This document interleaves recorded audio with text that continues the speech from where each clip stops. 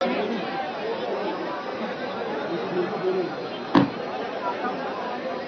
भीम।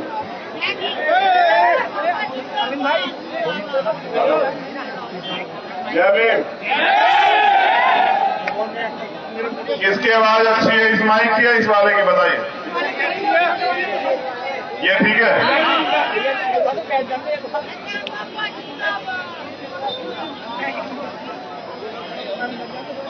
मैं आपसे कुछ अनुरोध करूं अपनी बात रखने से पहले। अगर आप बैठ जाएंगे तो बहुत अच्छा हो जाएगा। बैठ जाओ, वरना एलआईयू और आईबी के लोग रिपोर्ट भेजेंगे कि भीड़ तो बहुत थी लेकिन अनुशासित नहीं थी। इसलिए मेरा आपसे अनुरोध है कि बैठ जाओ। 1 मिनट का समय आप लोगों को अगर बैठ जाओगे तो बहुत अच्छा होगा। आप लोग भी बैठ जाओ, मीडिया के साथियों खड़ा रहे तो बस।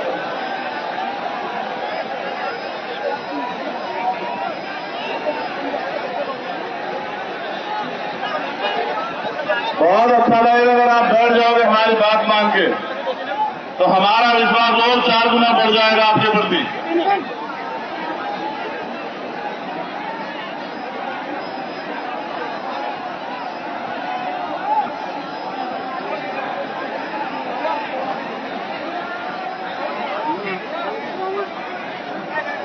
ये साथी मीडिया के साथियों को छोड़ के बाकी इधर हट जाए, तुम्हारे वजह से बहुत डिस्टर्ब हो रहा है। इधर हो जाओ, इधर वहां से हट जाओ, सब लोग बैठो नीचे। बस मीडिया के साथी रहेंगे, उनको परेशान मत करो।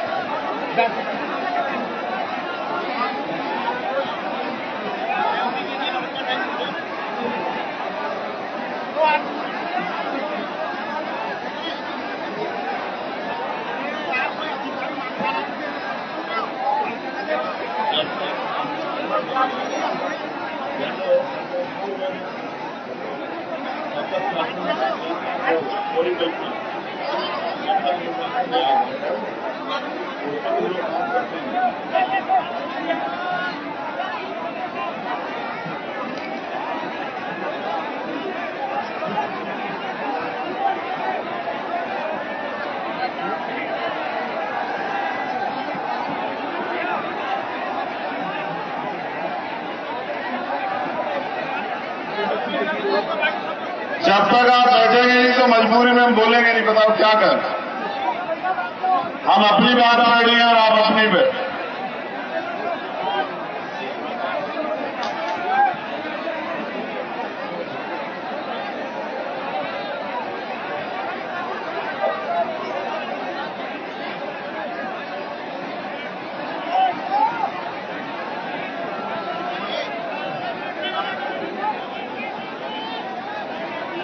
इसको ऊपर बुला लो, इसने कपड़े नहीं पहने, इसको बुला।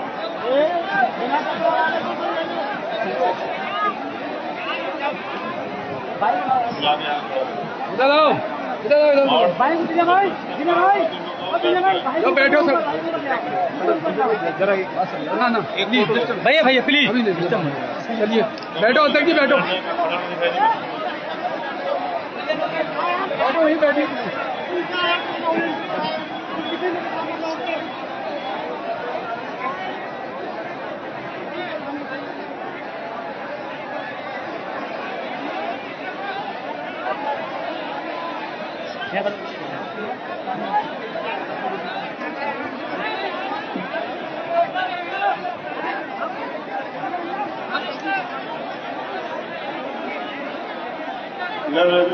भैया भैया आ जाओ।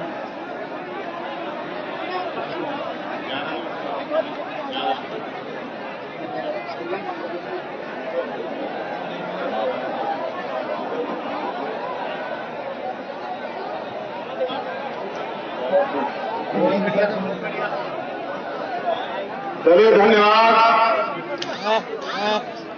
सबसे पहले तो मैं बिलारी और मुरादाबाद की जनता का धन्यवाद करता हूं। यहाँ पहुंचे हर एक उस शख्स का, हमारी बहनों का, माओं का, बुजुर्गों का, नौजवानों का, युवा साथियों का, जिन लोगों ने अपना तन मन धन लगा के इतना अच्छा ऐतिहासिक प्रोग्राम जो है बिलारी की धरती पे कराया। उनके साथ साथ यहाँ जो आयोजक कमेटी है, सिकंदर बोस जी, कपिल आजाद जी, विनीत कुमार जी, विजय कुमार पुष्कर जी, प्रभात सिंघम जी और राम निवास जी, और इनके साथ जितने भी भीम आर्मी आजाद समाज पार्टी के समर्पित कार्यकर्ता जिन्होंने मेहनत की है, मैं उनका भी धन्यवाद करता हूं।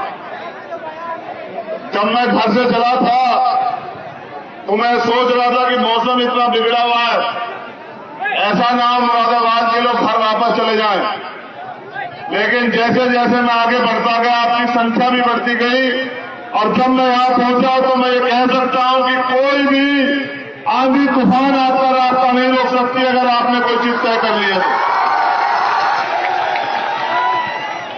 तो। बहुजन समाज में समय समय पर जन्मे सभी संतों, गुरुओं, महापुरुषों को नमन करते हुए परम पूजनीय महामानव तथागत बुद्ध संत शिरोमणि सद्गुरु रविदास जी महाराज, भगवान वाल्मीकि महाराज, गुरु नानक देव, संत कबीर और इस आजाद भारत को संविधान देने वाले विश्व रत्न डॉक्टर बाबा साहब अम्बेडकर, छत्रपति साहू जी महाराज, राष्ट्रपिता ज्योतिबा फूले, महामना रामस्वरूप वर्मा, बाबू जगदेव प्रसाद कुशवाहा, जननायक कर्पूरी ठाकुर और मेरे रहबर, मेरे गुरु, मेरे आदर्श माननीय साहब श्री काशीराम जी को नमन करते हुए आज की ऐतिहासिक सभा और आपकी ये संख्या ये बता रही है कि उत्तर प्रदेश की हवा बदल रही है।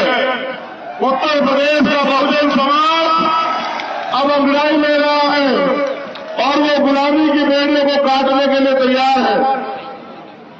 मैं लंबे समय से पूरे भारत के भ्रमण पे हूं और जहां भी अन्याय अत्याचार होता है वहां जा जाके मैं प्रयास करता हूं कि उस परिवार को न्याय मिल सके। लेकिन मैंने उत्तर प्रदेश के साथियों को जिम्मेदारी दी थी कि माह सितंबर तक आप अपने संगठन का निर्माण कर लो। अपना संगठन बूथ, ब्लॉक, विधानसभा, जिला, मंडल, संभाग और प्रदेश का मजबूत कर लो। जब आपका संगठन मजबूत हो जाएगा तब उसके बाद उत्तर प्रदेश की निकम्मी सरकार को सबक सिखाने के लिए हम लोग रोड पे उतरेंगे। और जिस दिन हम लोग रोड पर उतरेंगे उस दिन ये सोई भी गूंगी बहरी सरकार जाग जाएगी और जो अन्याय अत्याचार कमजोर वर्ग के लोगों को, जो अन्याय अत्याचार एससी, एसटी, ओबीसी, माइनॉरिटी महिलाओं के प्रदेश में हो रहा है, उन एक एक अन्य अत्याचार का हिसाब इस गूंगी बहरी सरकार से हम लोग मांगने का काम करेंगे। और मुझे लगता है कि महासितंबर खत्म होने से पहले आप लोगों ने कमर कसनी है और मुरादाबाद की सरजमी ऐलान कर रही है कि उत्तर प्रदेश की सरकार अब तेज जाए, उत्तर प्रदेश की गूंगी बहरी सरकार अब समझ जाए। अगर अब उनकी सरकार में कमजोर वर्ग के लोगों पर अन्याय अत्याचार होते हैं तो उसका जवाब देने के लिए भीम आर्मी आजाद समाज पार्टी सड़क से लेकर सदन तक जो है चक्का जाप करने का काम करेगी। यही ऐलान करने के लिए आज एक जनसमूह यहां उपस्थित है। साथियों,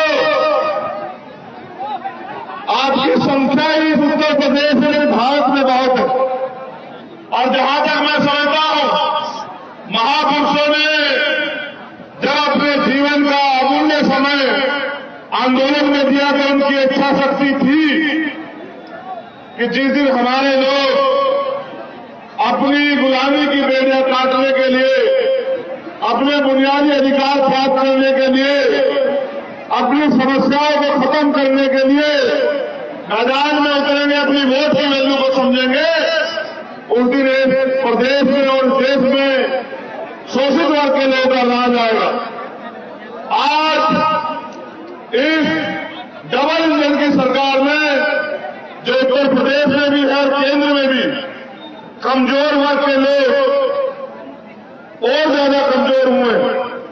उनके साथ जुल्म जाति में अत्याचार बढ़ा है। अगर मैं बात करूं बाबा साहब अम्बेडकर की, तो बाबा साहब अम्बेडकर ने कहा शिक्षित बनो, संगठित रहो, संघर्ष करो। मैं अपने नौजवान साथियों से अपील करूंगा कि वो मेरी इस बात पे गौर करें। हम लोग शिक्षित भी हुए, संगठित भी हुए, लेकिन हमें संघर्ष इसलिए करना था। जब बाबा साहब अम्बेडकर ने कहा कि संघर्ष करो, तो उनका इशारा यह था कि सत्ता के लिए संघर्ष करो, इस देश की राज व्यवस्था पर काबिज होने के लिए संघर्ष करो। उनका इशारा यह था कि पॉलिटिक्स का मास्टर की राजनीतिक सत्ता की चाबी अपने हाथ में लेने के लिए संघर्ष करो। और हम लोग संघर्ष करते हैं रोटी कपड़ा मकान के लिए। मैं मानता हूं जिनकी सरकार होती है उनके समुदाय को रोटी कपड़ा मकान की लड़ाई कभी नहीं लड़नी पड़ती। बाबा साहब अम्बेडकर स्पष्ट इशारा करके गए कि राजनीति में भागीदारी न करने का सबसे बड़ा नुकसान ये है कि अयोग्य लोग आपके ऊपर शासन करते हैं। उन्होंने ये भी कहा कि अन्याय करने वाले से अन्याय सहने वाला ज्यादा दोषी होता है।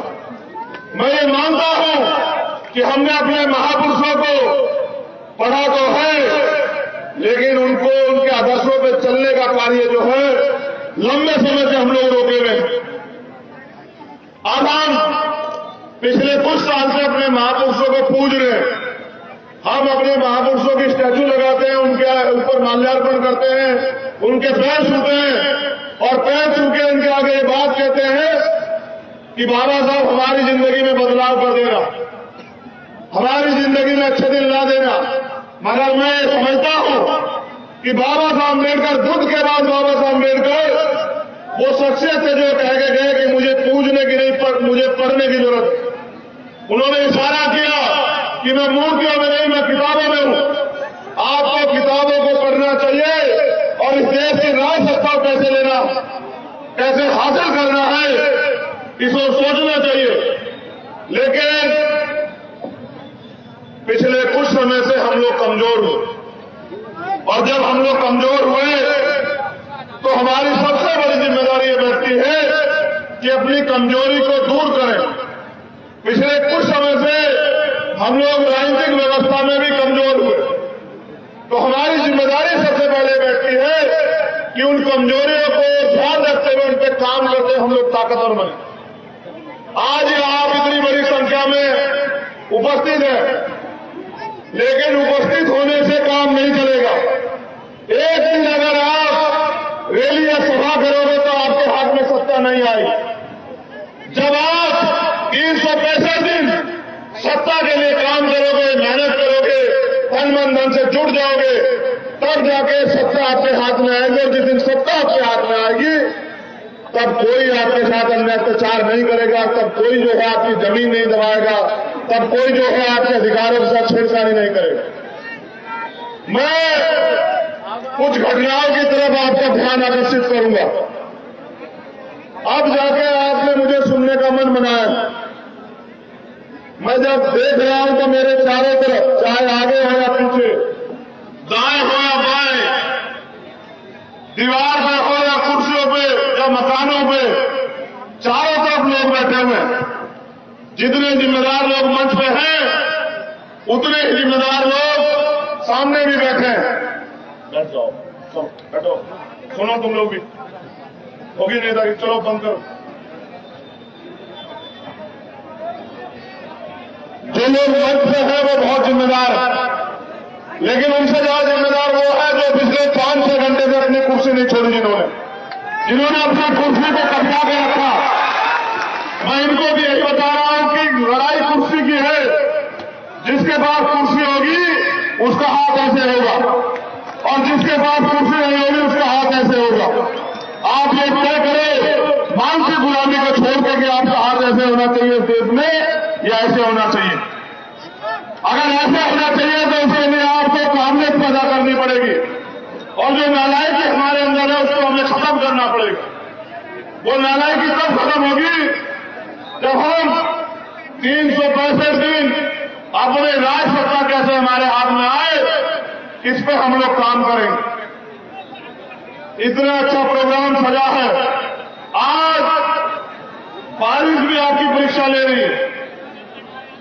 लोगों के लिए भीड़ जुटाने के लिए पैसे बांटे जाते हैं, खाना बांटा जाता है, गाड़ियां तेल के साधन दिए जाते हैं, लेकिन आपका प्यार इतना है कि आप अपने साधन को और बैठने की जगह नहीं है। मैं खुद चल के आया हूं, पूरे ग्राउंड में पानी भरा हूं, मैं कल से देख रहा हूं। मुरादाबाद ने जो सम्मान दिया है उसको मैं जीवन के अंतिम क्षण तक भूलूंगा नहीं।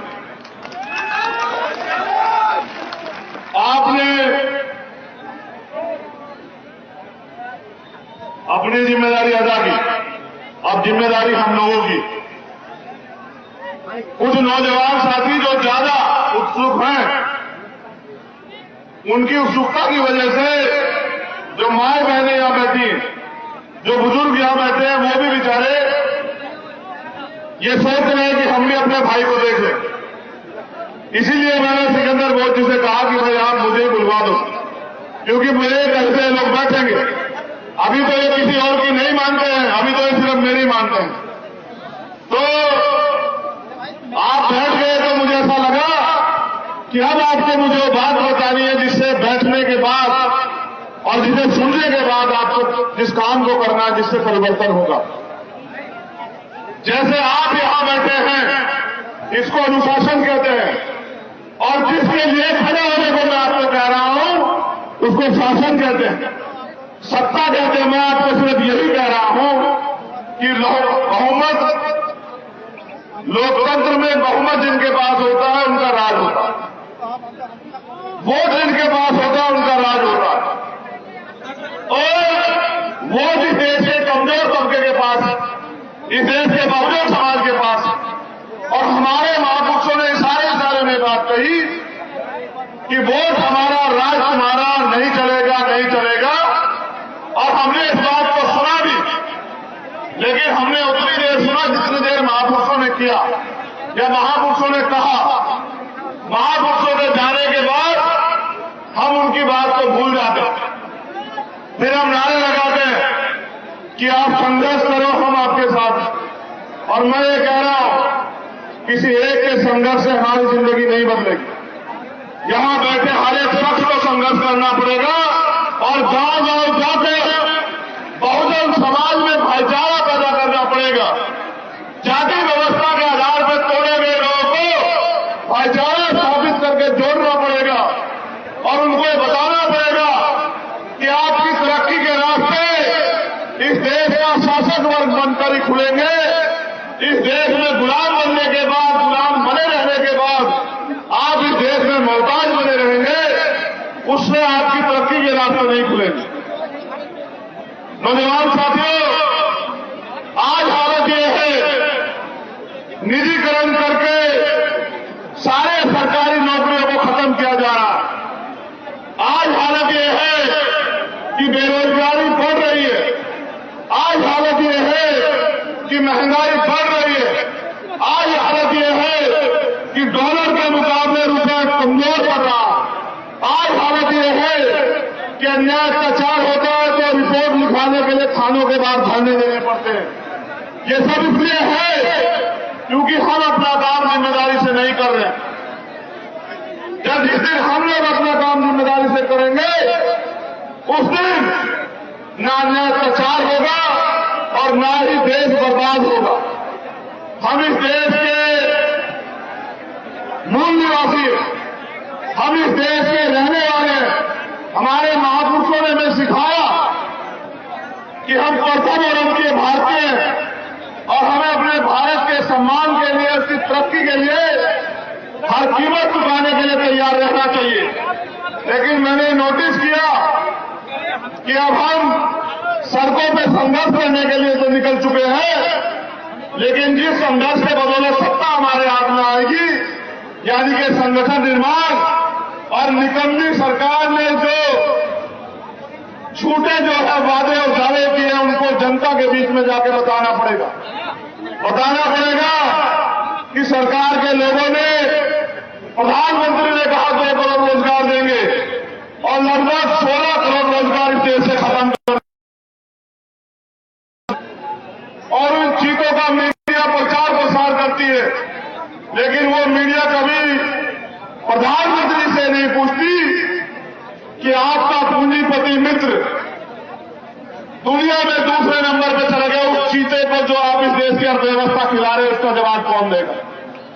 कभी प्रधानमंत्री से नहीं पूछते कि जो काला धन आपने कहा था आएगा, वो कब आएगा।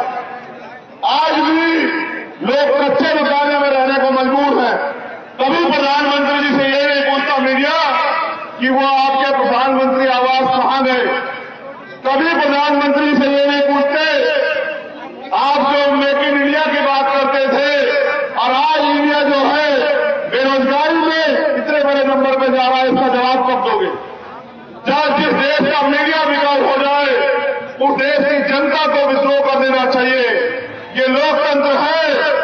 आज का विद्रोह, आपका विद्रोह इसी बात में है कि जब आपको मौका मिले वोट देने का, तब आप ऐसी गहरी सरकारों को वोट से जवाब देके इनको सत्ता से बेदखल करने का काम कर दो, तो ना निकम्मी सरकारें रहेंगी और ना ही हमारे देश को, प्रदेश को ये दिन देखने पड़ेंगे। आज हालत बद से बदतर है, चारों तरफ हाहाकार मचा है। अगर पूरे देश को किसी में उम्मीद है कि वो इस निकम्मी सरकार के खिलाफ लड़ सकता है, तो वो सिर्फ और सिर्फ भीम आर्मी और आजाद समाज पार्टी है। बाकी सब लोग घुटने टेक चुके हैं, कोई सीबीआई की वजह से, कोई ईडी की वजह से, कोई इनकम टैक्स की वजह से, कोई मुकदमों की वजह से। अगर कोई संगठन है, कोई दल है जो ना देश से डरता, ना मुकदमों से डरता, ना ही लाठियों से डरता, तो मुझे डर है कि मैं उस संगठन का कार्यकर्ता हूं, भीम आर्मी का, जो सरकार को ईद का जवाब पत्थर से देती। लेकिन यही मेरा सवाल ये भी बन जाता है कि आप लोग ईद का जवाब तो पत्थर से देते, लेकिन ये बताओ, जब तक इस देश की, इस प्रदेश की सत्ता में आप लोग काबिज नहीं होंगे, अपने लोगों को रोजगार कैसे दोगे। ये जो सारा निजीकरण करके सरकारी सिस्टम बेचा जा रहा है, उसको कैसे बहाल करोगे। जहां सरकारी नौकरियां खत्म की जा रही हैं, नौजवान बेरोजगार है और सरकारी नौकरियां खत्म की जा रही है, तो लोगों की जिंदगी में रोशनी कहां से आएगी। जहां पूंजीपतियों को थोड़े थोड़े दामों में जमीनें बांटी जा रही है, वहां आप पे रहने के लिए जमीन नहीं है। इसका जवाब आप कहां से दोगे।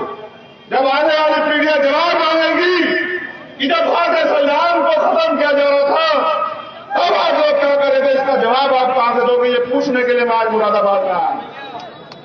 आखिरी उम्मीद आपको, बाबा साहब अम्बेडकर ने कहा, जिस समाज का युवा जीते जी अपने समाज की लड़ाई नहीं लड़ता, हक अधिकारों की लड़ाई नहीं लड़ता, वो जीते जी भी मरे हुए के समान होता है।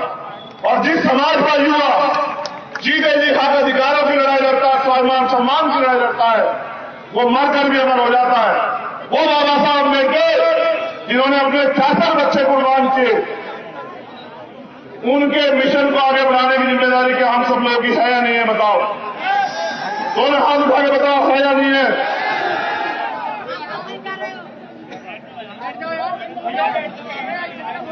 इस जोश को होश के साथ काम में लाओ।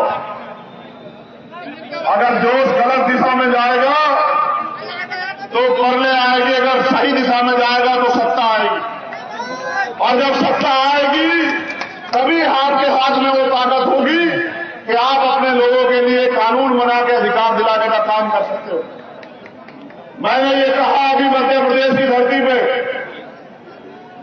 कि जिस समय हमें अवसर मिलेगा, जितना निजीकरण किया गया उन सारे विभागों को सबका सरकारीकरण करने का काम हम लोग करेंगे। और जितने पूंजीपति मित्रों को फ्री में जमीन अलॉट की गई है, वो सारी जमीन हम लोग गरीबों में बांटने का काम करेंगे, पट्टे बना बना के।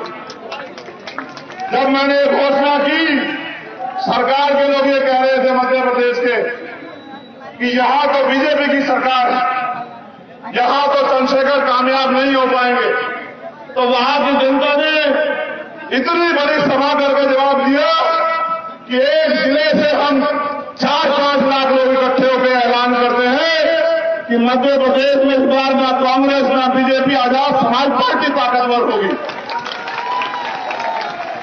आप उम्मीद कीजिए कि सुबह सभा 12 बजे 1 बजे की हो और रात के 9 बजे कोई शख्स पहुंचे और 9 बजे भी लोग ऐसे बैठे हो, उनके प्यार का जो उनका कर्ज है उसको कैसे चुकाया जाए। 9 बजे यही हालात थे। अब आप मेरी इस बात पर गौर करें। आपको याद है जालौर में क्या हुआ, मटकी छूने पे क्या हुआ, आपको पता लगा?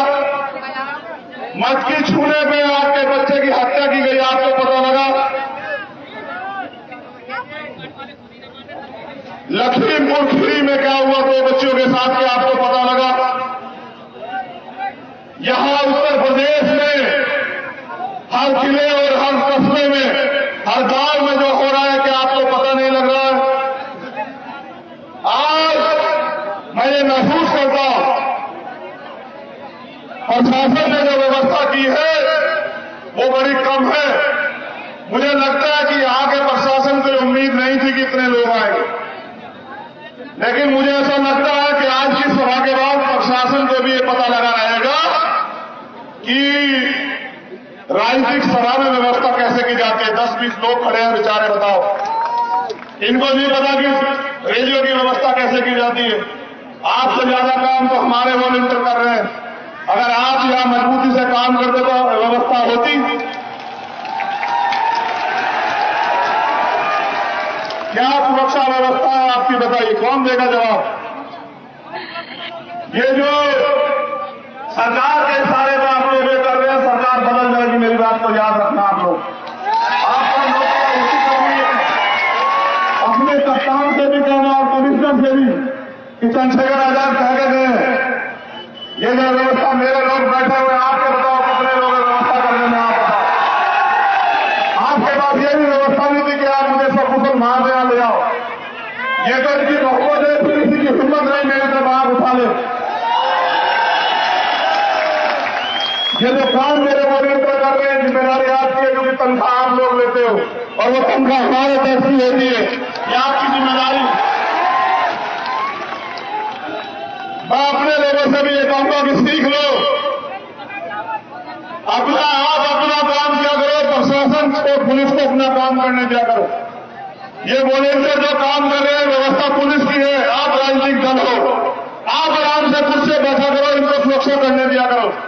आप लोग अपनी जिम्मेदारी को समझो। ये लोकतंत्र है, जनता मालिक है। मैं भी आपके लिए काम कर रहा हूं, ये भी लोग आपके लिए काम कर रहे हैं। फर्क इतना है कि मैं आपकी तरक्की के लिए काम कर रहा हूं, ये अपनी नौकरी के लिए काम कर रहे हैं भाई। तो मेरा आपसे भी अनुरोध है, जानबूझ के किसी की सभा को खराब करने का काम मत किया करो। आज जो व्यवस्था हुई है, देखिए, वो उसके जिम्मेदार आप लोग, सब लोग। खैर छोड़िए, मुद्दे पर आते हैं।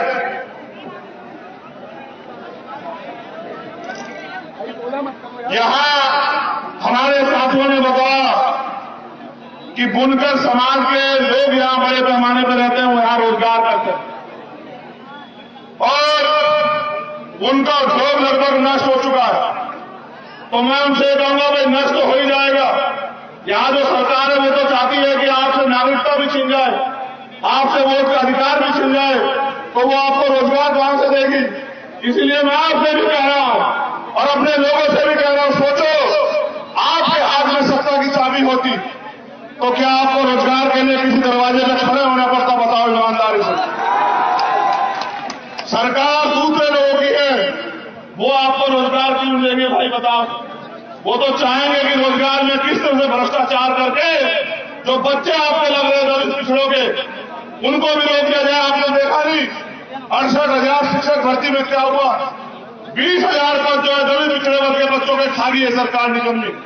और सरकार ने कहा नियुक्तियां देंगे, आज तक नहीं दी, क्योंकि विपक्ष की हिम्मत नहीं कि वो सरकार से आंख में जाके बात करे।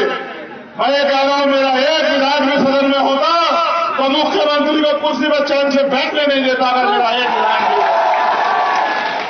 आज जिस तरह से बहनों की किस्मतें लुट रही हैं, अभी अभी मैंने देखा जालौन की एक घटना, कल मैंने देखी मथुरा की एक घटना। ये सरकार बात करती है बहनों की, ये सरकार बात करती है महिला पढ़ाओ बहनें बचाओ की, ये सरकार बात करती है एंटी होम स्क्वाड की। जिस तरह से बच्चों की हत्याएं और रेप भी सरकार में हो रहा है, और इसे कोई से राज का नाम दो। ये जब बहन बेटियों की रक्षा नहीं कर सकते, इन निकम्मों को तो सरकार से वैसे इस्तीफा दे देना चाहिए। अगर ये इतने निर्दयी लोग हैं, ये तो बीजेपी के लोग इतने निकम्मे और निर्दयी लोग हैं, ये तो लाशों में राजनीति करते हैं, दंगे करा करा के भाईचारे को तोड़ के हिंदू मुसलमान करके ये साजिशें करके सत्ता में बैठे हुए लोग। हमें इनकी साजिशों में सावधान रहना। मैं अपने नौजवान साथियों से पूछ रहा हूं, आप बताओ, ये जो बहनें चीख रही चिल्ला रही हैं, इनकी सुरक्षा की जिम्मेदारी आपकी है या नहीं, ये बताओ। अगर आपकी जिम्मेदारी है तो ये भी बताओ, इन जो अन्याय हो रहा है उसका हिसाब कौन लेगा? इतनी हल्के आवाज में बताओगे तो ये मुरादाबाद के लोग आराम से खड़े रहेंगे, प्रशासन के लोग, इसका हिसाब कौन लेगा बताओ। इस बार अगर किसी बहन की अस्मत पे हाथ डाले कोई, इस बार अगर यहां किसी बहन को बेइज्जत किया जाए तो यहां के डीएम और एसएसपी कार्यालय में इसी संख्या में जाना, इसी संख्या में जाना। फिर मैं देखता हूं किसी बहन की मांग नहीं है। जब आप इतनी संख्या में वहां जाके बैठोगे तब इनको एहसास होगा, तब ये नींद से जाएंगे, इनको समझ आएगी बच्ची कितनी कीमती होती है, बहनें कितनी कीमती होती है, तब इनको समझ आएगा। मैं तो आपसे कह रहा हूं, आप देखो और गौर करो, सीए क्यों आया, एनपीआर एनआरसी क्यों आया? क्योंकि सत्ता उनकी थी, वो चाहते नहीं आए। आप चाहते हैं निजीकरण रुक जाए, आप चाहते हैं बेरोजगारी खत्म हो जाए, आप चाहते हैं महंगाई पे लगाम लग जाए, आप चाहते हैं बिजली के दाम कम हो जाए, आप चाहते हैं कॉलोनियल सिस्टम खत्म हो जाए, आप चाहते हैं इस देश में जो अन्याय अत्याचार हो रहा है वो खत्म हो जाए। वो खत्म तब होगा जब आपके हाथ में सत्ता की चाबी हो। आप सड़कों में बैठे रहोगे तो वो लोग ये करते रहेंगे, क्योंकि उनका अंतिम लक्ष्य आपको यहां कमजोर बना कर रखना। और अगर आप सत्ता में आ जाओगे तो आप समानता की बात करोगे, तब जाके हमारे लोगों के चेहरे पर खुशहाली आएगी। मैं तो पूरे देश में घूमता हूं और मैं देखता हूं, कोई सरकार हो और कोई स्टेट हो, इस देश के बहुजन समाज की हालात बिल्कुल एक जैसी है। दलित, पिछड़े, आदिवासी, मुसलमान, जैन, बौद्ध, सिख, पारसी, ईसाई, ना वो अपने धर्म की बात कर सकते हैं, ना वो अपने तरक्की की बात कर सकते हैं, ना ही सरकार की आलोचना कर सकते हैं। सरकार के खिलाफ कुछ बोलो तो मुकदमे दर्ज हो जाते हैं, जेल भेज दिया जाता है। अगर जनता सरकार